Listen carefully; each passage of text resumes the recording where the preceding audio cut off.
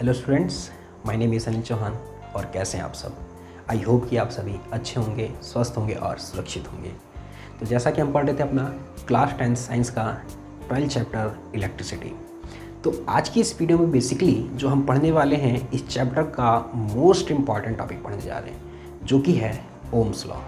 Ohm's law पढ़ेंगे हम इस चैप्टर के अंदर, और उसके बाद ओम्स लॉ के पढ़ने के बाद उसके ऊपर हम कुछ न्यूमेरिकल करेंगे, और उसके बाद हम ये जानेंगे कि ओम्स लॉ का जो ग्राफ बनता है वीआई ग्राफ, पोटेंशियल डिफरेंस और करंट के बीच में जो ग्राफ बनता है वो कैसे बनता है।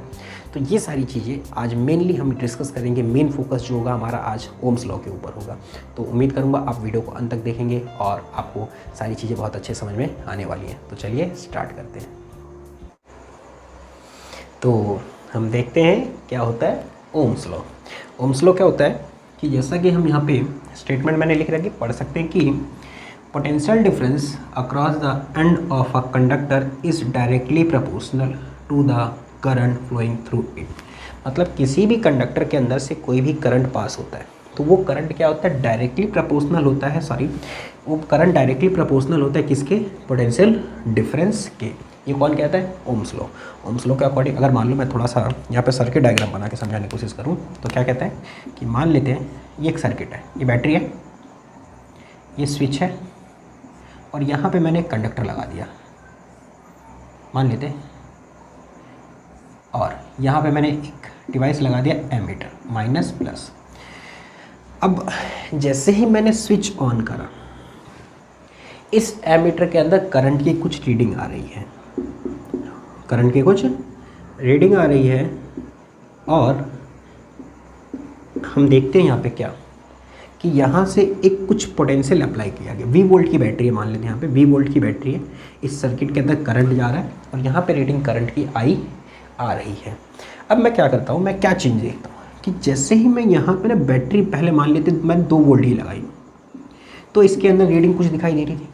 अब जैसे ही मैंने इस बैटरी को हटा के 4 वोल्ट की बैटरी लगा दी तो मैं देखता हूँ कि इसके अंदर रीडिंग बढ़ गई। रीडिंग क्या हो गई? बढ़ गई। इसका मतलब है क्या कि जैसे ही मैंने पोटेंशियल 2 से 4 किया, इसके अंदर करंट क्या हो गया? बढ़ गया। इसके अंदर करंट क्या हो गया? बढ़ गया। अच्छा, मैंने इसको 6 वोल्ट किया, मैं देख रहा हूँ करंट इसके अंदर क्या हो गया? फिर बढ़ गया। इसके अंदर रीडिंग ज़्यादा दिखा रही, तो इसका मतलब है क्या? करंट कहीं ना कहीं बढ़ रहा है। तो इसका मतलब है क्या कि जब जब मैं पोटेंशियल को इंक्रीज़ कर रहा हूँ, तो करंट क्या हो रहा है? बढ़ रहा है। तो यही स्टेटमेंट कहते हैं कि potential difference across the end of a conductor directly proportional किसके? करंट। मतलब स्टेटमेंट कहता है कि potential difference is directly proportional किसके? करंट के। पोटेंशियल डिफरेंस किसके? डायरेक्टली प्रोपोर्शनल करंट के। अब हमको पता है कि किसी भी प्रोपोर्शनैलिटी के साइन को हटाने के लिए कुछ कांस्टेंट वैल्यू आते हैं। तो यहाँ पे जो कांस्टेंट वैल्यू आती है ना, वो आती है आर। क्या आती है? आर, जिसको हम कहते हैं रेजिस्टेंस। और वो रेजिस्टेंस इस पर्टिकुलर जो भी कंडक्टर होता है उसका होता है, उसका क्या होता है? यहाँ पे। ठीक, तो यहाँ पे जो भी हमने आया तो इसको बेसिकली हम ऐसे भी लिख सकते हैं, थोड़ा सा वी इक्वल टू क्या लिख सकते हैं? I R equal to I R लिख सकते हैं। अब यहाँ पे हमको पता है कि V क्या है? Potential difference. I क्या है? करंट। और R को हम कहते हैं रेजिस्टेंस। रेजिस्टेंस बेसिकली किसी भी मटेरियल की ऐसी प्रॉपर्टी होती है जो उसके अंदर से जो फ्लो ऑफ चार्ज को क्या करता है? रोकता है। चार्ज की स्पीड को क्या करता है? रोकता है। और जब चार्ज की स्पीड को रोकेगा तो उसके अंदर से करंट क्या हो जाएगा? कम हो जाएगा, और वहाँ पे हीटिंग इफेक्ट जनरेट होगा। तो हर एक डिवाइस का रेजिस्टेंस क्या होता है? अलग अलग होता है। अब जैसा कि मुझे पता है पोटेंशियल डिफरेंस का SI यूनिट वोल्ट होता है, करंट का एम्पियर होता है। तो अगर मैं इस वाले फॉर्मूले से अगर मैं R की बात करूँ, R, तो V यहाँ पे रहेगा, V अपॉन क्या हो जाएगा? I हो जाएगा। क्या हो जाएगा? V अपॉन I हो जाएगा। ठीक, तो अगर मैं SI यूनिट की बात करूँ, अगर मैं SI यूनिट की बात करता हूँ तो मान लेते हैं कि हमारे पास हमारे पास एक क्वेश्चन की फॉर्म में देखते हैं कि जो पोटेंशियल है वो 1 वोल्ट है। ठीक, और जो करंट है उस करंट को हम लिख देते हैं, मान लेते हैं 1 एम्पियर है। ठीक, तो यहाँ पे जो रेजिस्टेंस होगा R जो होगा वो क्या हो जाएगा? 1 वोल्ट अपॉन में 1 एम्पियर। 1 वोल्ट अपॉन में 1 एम्पियर। तो R क्या आ जाएगा? 1 वोल्ट पर एम्पियर। 1 वोल्ट पर एम्पियर। तो SI यूनिट ऑफ रेजिस्टेंस को हम क्या लिख सकते हैं, वोल्ट पर एम्पियर। लेकिन ये जो ओम्स लॉ को जिसने प्रूव किया था, उन ओम से क्या करा था कि हम क्या लिख सकते हैं, 1 वोल्ट पर एम्पियर को लिख सकते हैं 1 ओम। ये जो मैंने सिंबल बनाया है इसको हम पढ़ते हैं क्या, ओम पढ़ते हैं। क्या पढ़ते हैं, ओम।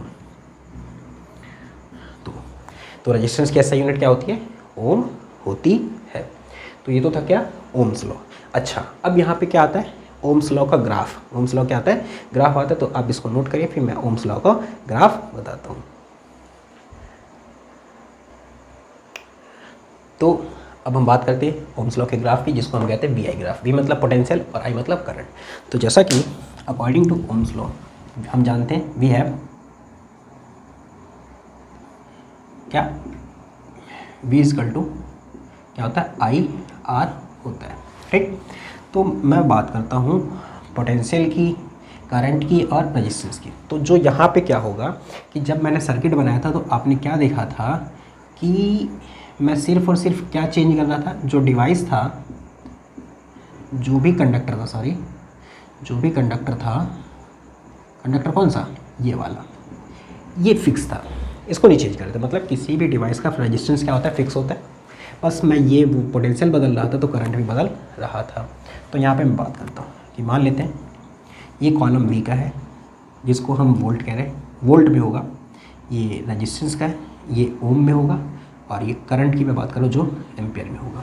अच्छा, तो अगर मैं बात करूँ जो आई होगा, आई को अगर मैं लिखना चाहूँ तो क्या हो जाएगा, वी अपॉन आर, ठीक। अच्छा, तो मैं मान लेता हूँ कि यहाँ पे मैंने बैटरी लगाई 2 वोल्ट की और इसका रेजिस्टेंस है 2 ओम। इसका रेजिस्टेंस कितना है, 2 ओम।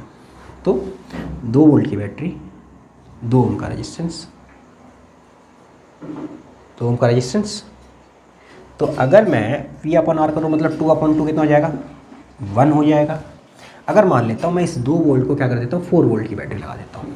तो जैसे ही मैंने यहाँ पे 4 वोल्ट की बैटरी लगाई, रेजिस्टेंस तो चेंज नहीं हो रहा, कंडक्टर सेम है, तो रेजिस्टेंस सेम रहेगा, रेजिस्टेंस कांस्टेंट है, रेजिस्टेंस कांस्टेंट रहेगा। तो करंट कितना हो जाएगा, V4 है 2, 4/2 कितना हो जाएगा हमारा, 2 हो जाएगा। मान लेते हैं अब मैंने पोटेंशियल बढ़ा के 6 कर दिया, रेजिस्टेंस तो फिक्स रहेगा, ये 3 हो जाएगा। ये मैंने 8 कर दिया, ये 2 ही रहेगा, ये कितना हो जाएगा, 4 हो जाएगा। ये मैंने 10 कर दिया, ये 2 ही रहेगा, इतना हो गया 5 हो गया। तो जैसे जैसे मैं देख रहा हूँ कि जैसे जैसे V बढ़ रहा है वैसे वैसे करंट भी बढ़ रहा है। तो अगर मैं इसके ग्राफ की बात करूँ तो ग्राफ कुछ ऐसा बनता है, VI ग्राफ। ये V है वोल्ट में और ये करंट है एम्पियर में। तो मान लेते हैं ये 2 4 6 8 10 12, 2 4 6 8 10 12 10 12, ठीक। अच्छा, यहाँ पे 1 2 3 4 5 6। मैं देखता हूँ जब पोटेंशियल 2 था, करंट कितना है 1, तो 2 ये रहा और 1 ये रहा, तो ये पॉइंट आया हमारे पास। ये 4 था, ये 2 था, ये रहा 4 और ये रहा 2। ये 6 3, 6 ये रहा और 3 ये रहा, 8 4, ये पॉइंट आया, 10 5। अब इन सारे पॉइंट्स को क्या कर देते, ज्वाइन कर देते।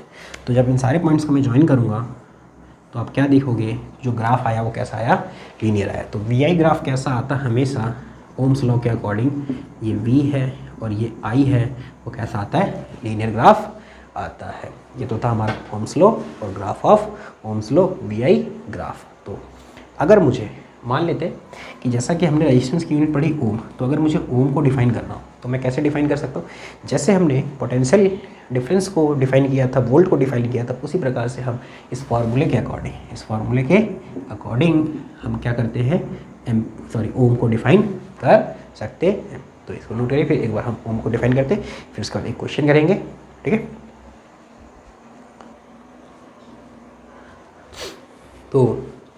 तो हम डिफाइन करते हैं 1 ओम कितना होता है, या ओम को अगर मुझे डिफाइन करना तो क्या कह सकते हैं। तो देखिए कैसे यहाँ पे आप कि when potential difference across the end of a conductor is 1 volt, जब किसी भी कंडक्टर के अक्रॉस जो पोटेंशियल होगा 1 वोल्ट होगा and current flowing through it is 1 ampere, और उसके अंदर से 1 एम्पियर का करंट पास हो जाता है, तो उस जो पर्टिकुलर कंडक्टर का जो रेजिस्टेंस होगा वो कितना होगा, 1 ओम होगा, और this is known as ohm, this is known as ohms. तो ये तो था हमारा ओम।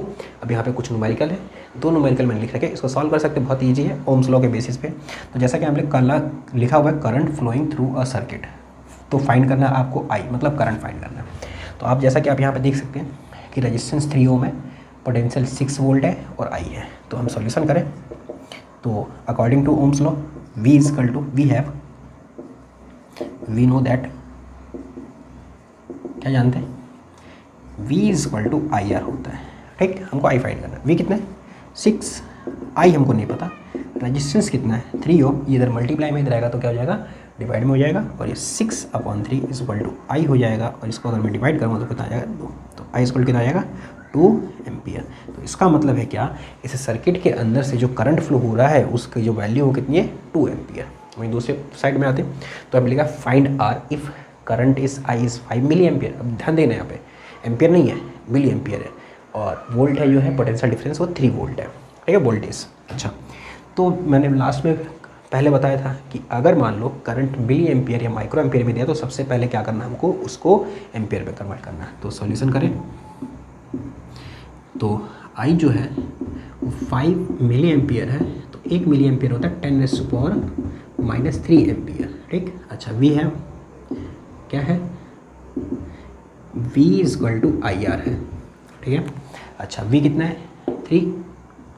अच्छा, काम करते हैं थोड़ा सा ना, जब करंट को थोड़ा सा चेंज कर देते हैं, एक काम करते हैं इसे 6 ले लेते हैं, कितना ले लेते हैं 6 ले लेते हैं, ठीक है। अच्छा, आई कितना है, आई कितना है 6 इंटू 10⁻³ एम्पियर, एम्पियर नहीं लिखते, इंटू में आर, वी है 3, आई है हमारा इतना, और आर है नहीं पता, आर हमको क्या करना है निकालना। अब इधर मल्टीप्लाई में इधर आएगा तो क्या हो जाएगा डिवाइड में, तो क्या हो जाएगा 3/6 इंटू 10⁻³। अब 3 2 जा 6 मीन्स 1/2। अब यहाँ पे क्या देखोगे आप कि 10⁻³ ऊपर जाएगा तो क्या जाएगा 10⁻+3, 10⁻+3, ये आ गया रेजिस्टेंस। अच्छा, 1/2 कितना होता है 0.5 इंटू 10⁻³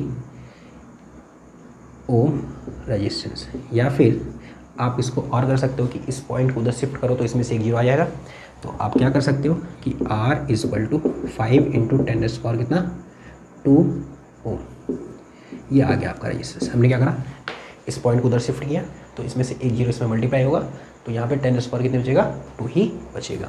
तो ये तो था हमारा ओम्स लॉ और उसके बेसिस पे कुछ क्वेश्चंस।